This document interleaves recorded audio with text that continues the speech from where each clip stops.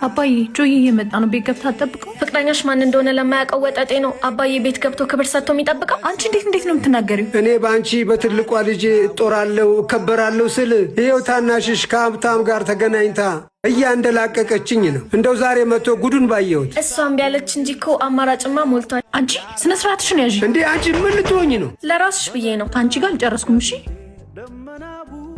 ፍቅሬ እንዴት ነሽ? አላስጠላም አይደል? ያለኝን ነው ለብሼ የመጣሁት። አይ ጥሩ ነው። ቢተኩስ ደግሞ ናበቃ ችግር የለም። እሺ ሰላም አላችሁ? ኦ እሱ ነው።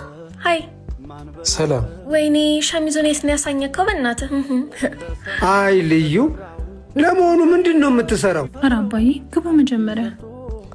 ችግር የለውም ያንጎ ነው የምሰራው። ኦ መኪና አለህ ማለት ነው? ተከራይቼ ነው። አይ የሌ ልጅ ልታገባ? በላሁን ቀጥ ብለህ ውጣ። አባዬ እሺ ጆ የትኛውንም ጊዜ ፍች። ከአንተ ውጭ ማንንም አላገባም። ጠብቀሃለሁ፣ ወድሃለሁ። እኔም ወድሻለሁ። ደግሞ ያንጎ እኮ ሽልማት አዘጋጅቷል። ምን? ያንጎ ለሹፌሮቹ የሚሆን የገና ልዩ ስጦታ አዘጋጅቷል።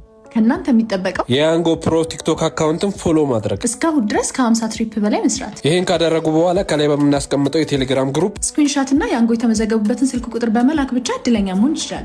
መልካም እድል።